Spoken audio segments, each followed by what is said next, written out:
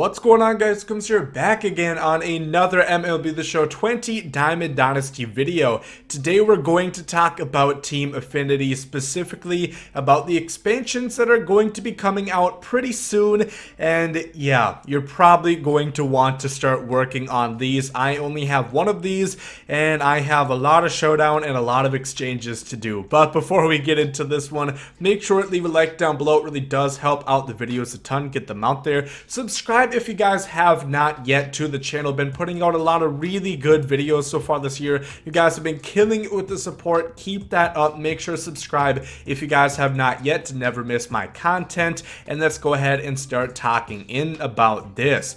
So the expansion, now it says it is going to be in spring, which the first day of spring has already happened. That was on the 19th. So technically it could come tomorrow, but I really don't think it is going to. The expansion is going to have a couple different strings for the spring, the summer, and in the fall. But of course, we're talking about the most recent one. My guess would be most likely mid to late April. If you look at this schedule right here, it has nothing about that. And I would imagine it will say somewhere on the schedule, and we'll probably get a live stream for it as well. Maybe it'll go live right about the same time the second inning program does happen, which is going to be, I believe, in not too long. That is only 19 days away. So like, I think that is a pretty realistic time frame, probably right alongside there. Now, of course, the current team affinities, we've been seeing anywhere between 85 overalls on the low end of the spectrum, such as Vlad Jr. for the Blue Jays, and on the higher end, such as, I know the Houston Astros have a Carlos Correa there, as well as an 89. Now, what I would think is going to happen is once we hit spring, once we get this update for the first expansion, I think we'll probably be getting upwards to like 89 to 93 overalls. I think that's where they would go up to. Maybe not quite that high, but at least 91, 92 overall players for some of these teams. And obviously towards the end, towards fall, I think at that point we're going to start seeing high diamonds like 95, 96, 99s of that range. But I think for right now, that is usually what they have done. If you think of player of the month cards, yep. Last year, I believe Cody Bellinger and such was like a 95 overall. I don't think they're going to have that within the team affinities just because, you know, at least not this early, because you don't have to pay anything. You can strictly grind showdown, March to October, whatever it may be. Now, I do want to say I am almost 100% sure it is not going to be face of the franchise cards. One, they don't want to have it the same thing. Two, a lot of the guys that they listed as face of the franchise are the face of the franchise. So unless you have a co-face of the franchise, that wouldn't really make sense. And here are a couple ideas that I think are very likely that they could do. The first one is going to be show classics. I think this would be really, really cool to have an expansion for Team Affinity for example, and I'll throw some screenshots of statistics on old cards up on the screen. Think about for the Milwaukee Brewers Team Affinity, if we had a flashback player of the month, Eric Thames from MLB The Show 17, that would be so cool. I love the fact that they are adding show classics in. We've only seen a small sample size, literally I think 5. We're obviously going to see a bunch more, and they're going to be from probably only 17 and 18. I don't think they're going to necessarily have the show classic of a flashback card, because they could just make a regular flashback card. If you think about the XP reward path, all of the ones that have been released so far are either player of the month, future stars, or postseason cards, and I think that's probably what they're going to do, because those are unique cards that they had. Other ones, think about the Red Sox. If we had a Steve Pearce or a postseason reliever David Price, I think that could be so cool. The Cardinals could have a player of the month Matt Carpenter, which I was a really big fan of that card. I know he's not exactly big anymore, but that's the point. Neither is Eric Thames, and that's the cool thing about these The Show Classic cards.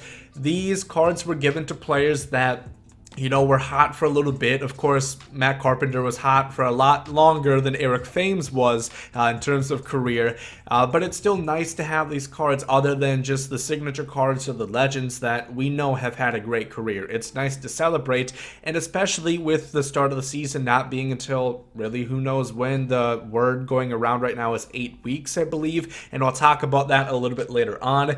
But yeah, I think that would be a perfect thing to do for the show classics, have them into the team affinity. Nonetheless, it is probably either going to be that or a brand new card series.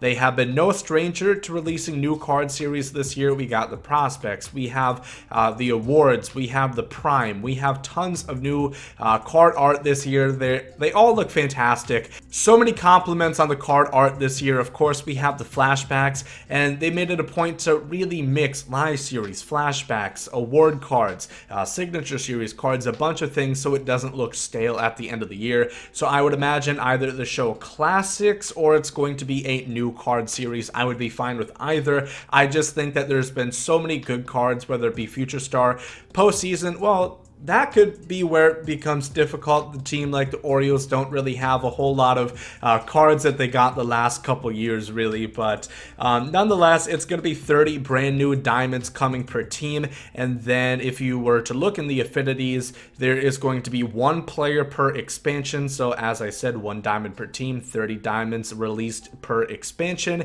And these look to all be rewards. If you have taken a look at the market, there are no mascot nameplates. I would bet any amount of money in the world that you are going to unlock them throughout here. I don't think they would take them out. They're probably going to be in the team affinities, and the rest of these are going to be probably team affinity packs, different unlockables and stub pack rewards kind of things. So it's going to be really cool once we have these expansions, because it's something I always hope for team affinities last year, but it never happened. They were just low overalls, like up to high 80s, and they just became obsolete within 1 or 2 months, and nobody used them anymore. At the time they were cool, but these are going to have legs. They are going to be able to run and withstand a lot more of the year, opposed to last year. I would expect new ways to earn in forms of, we're going to have new missions and moments. Of course, if you look at the moments, it is more obvious than it could ever be that we're going to see more. It literally just says stage 1. We're obviously going to see stage 2, stage 3, stage 4, and so on and so forth.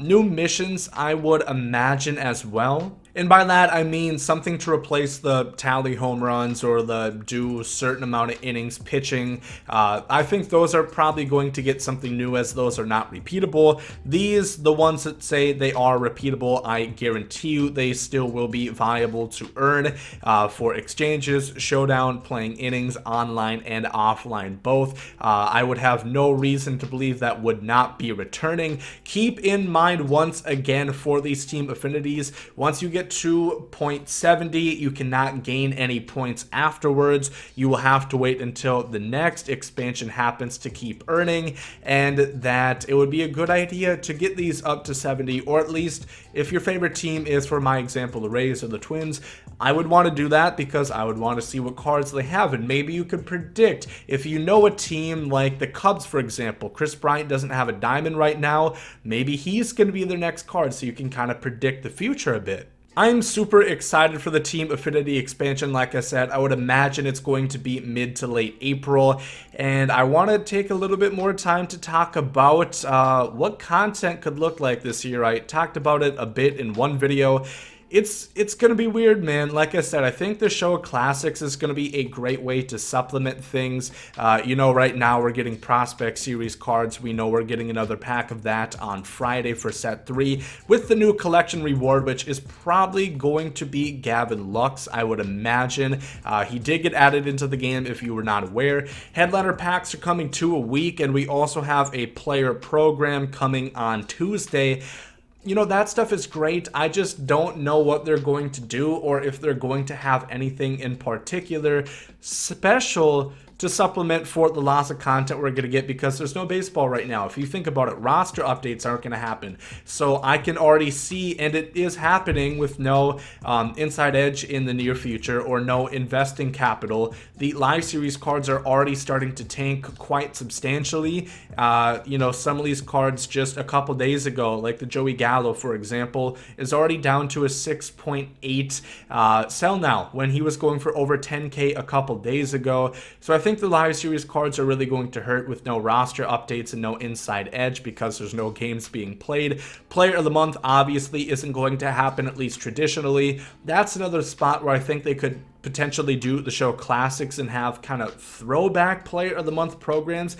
I think that would just be making the best out of a worse situation, and I would definitely be here for it. For example, once again, the player of the month for April in 2017 was Eric Thames. If they brought that back, if they brought back that same card, I really don't think there'd be anybody who would be complaining about it because obviously we all know the situation is dire at hand.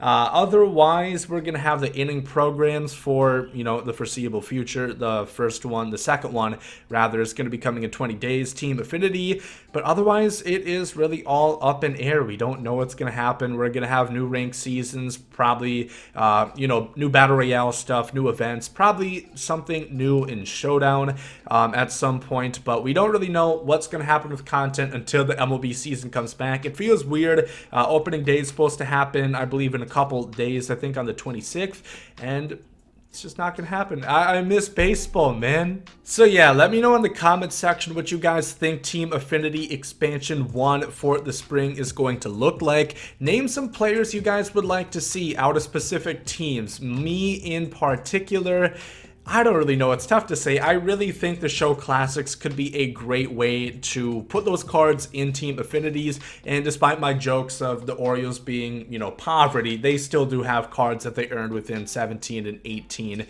That could be cool to add into the game. And I just think that would be amazing. That would be a great content opportunity. Otherwise, it's clearly not going to be the same player. I wouldn't imagine. It wouldn't make much sense to take an 89 Blake Snell and come out with a 92 Blake Snell. Hope to God they don't do that. But if you guys did enjoy this video, make sure and leave a like down below. As I mentioned, subscribe on your way out if you guys have not yet. Really would appreciate that. Almost at 24,000. Thank you guys for the incredible support. Yeah, hope you guys have a great day. There goes episode 8.